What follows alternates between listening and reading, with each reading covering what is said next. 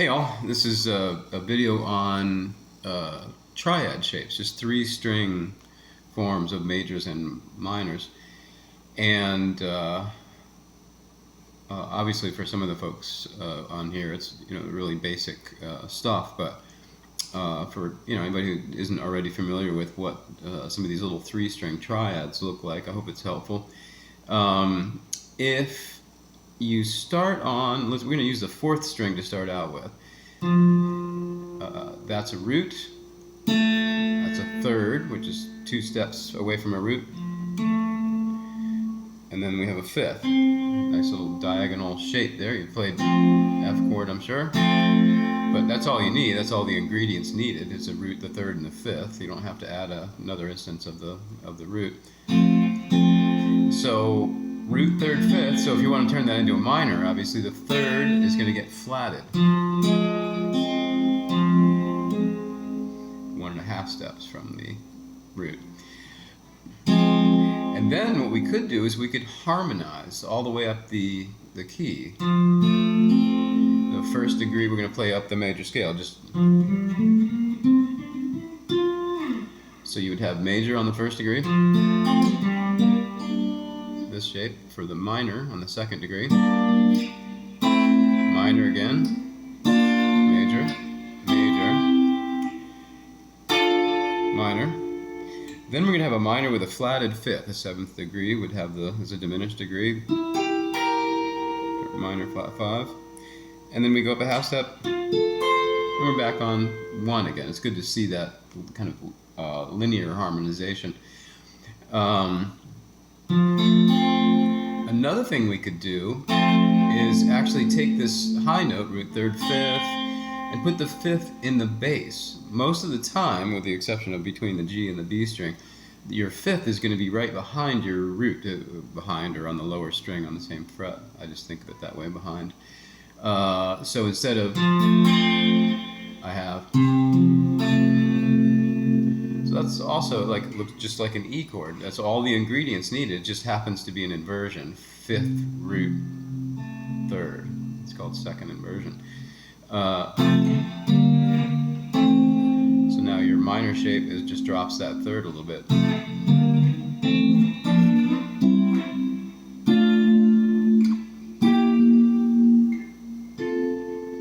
And that just harmonizes all the chords in the key,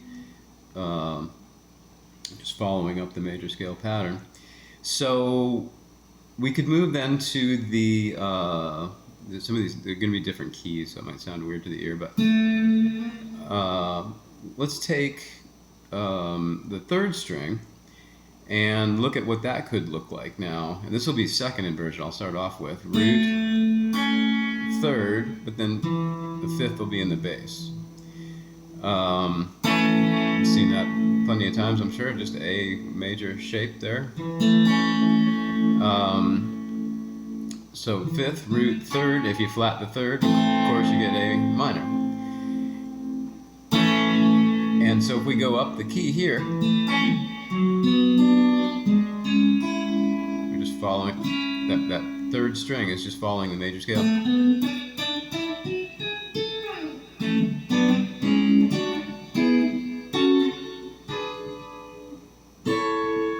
That kind of harmonizes the key that way.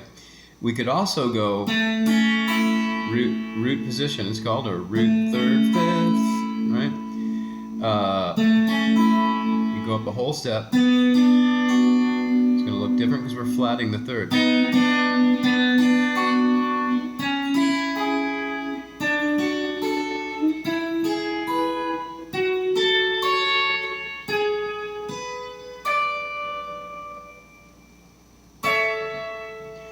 That harmonizes that.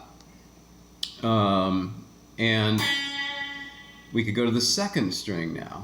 I'll start on D. And another familiar shape. It's just that a lot of times you especially in a band setting, you don't need the more full voice chord or a big honkin' bar chord. You can just play 3-string forms. And so we're going to follow the major scale again, starting from D.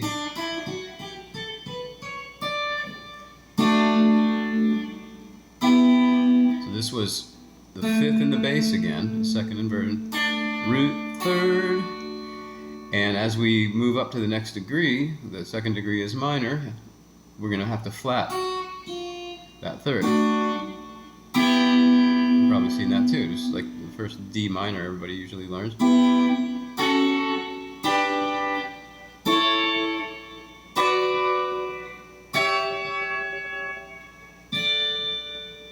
And that harmonizes the, in that case, the key of D.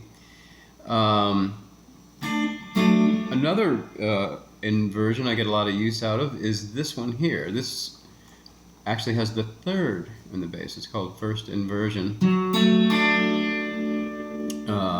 This is a D major chord. And when you're rooted on this string, this with this inversion, the major looks like that.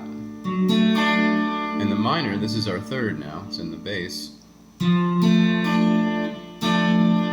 looks like that. So with all these, I should emphasize that our root is really here. Yeah, so anytime you play that shape, whatever that note is on that string is going to be the name of the chord. In this case we have a D, I'm playing a D minor, but we're going to go back into D major here, and we're going to go with this form, this first inversion.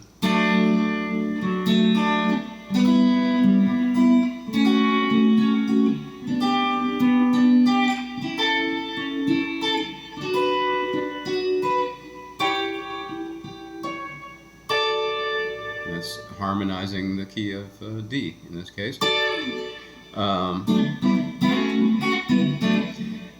And they're nice because you can kind of move around on them really easily. So it's really good to kind of test yourself. You say, okay, I'm going to root a chord here. Who cares what even note it is in a way?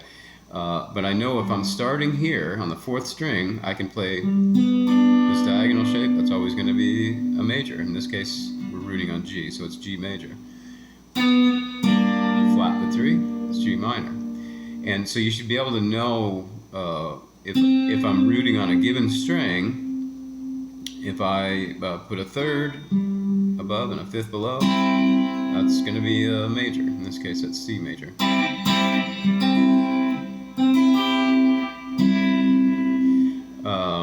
And it's a good little practice to do that. Just pick a note and say, oh, I'm going to build a major here. Those both work. Or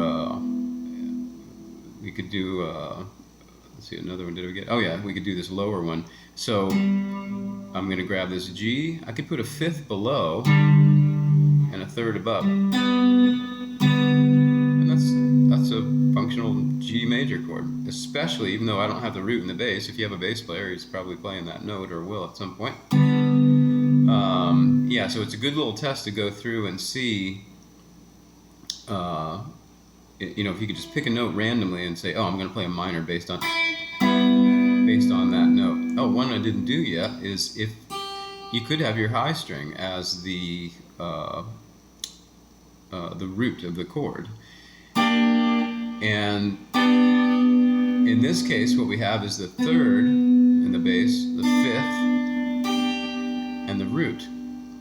So this is a major third, fifth, root, called first inversion. Like when you just play leapfrog, you take the root and move it up, then all of a sudden the third is in the bass. And then this is the minor shape. Nice and easy. Both of those are, right? So you got, we're in G now. So now you got,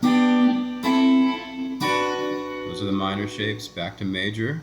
Fourth degree, the fifth degree is major again. Sixth degree is minor again. And then the seventh degree is going to have the diminished. I had to flatten my 5 there. And then we're going back to 1, or G.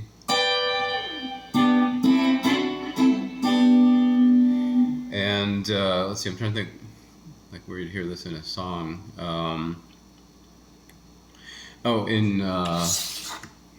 It's a Joe Walsh song. Life's Been Good.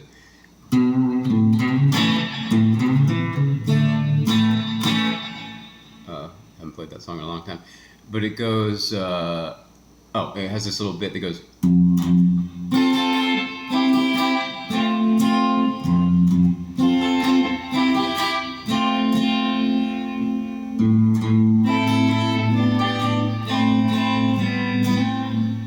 Something like that. So this is second inversion that's rooted on the F. Sorry. Second chord that he uses there is C. This is rooted on the third string. This is rooted on the first string, F. Right? So it's just another F. Starts on an F, goes to C. But it sounds different because the voicing is different. The inversion is different. Yeah. We just got through doing these. This is an A minor. This is a G major. The root on top again. So.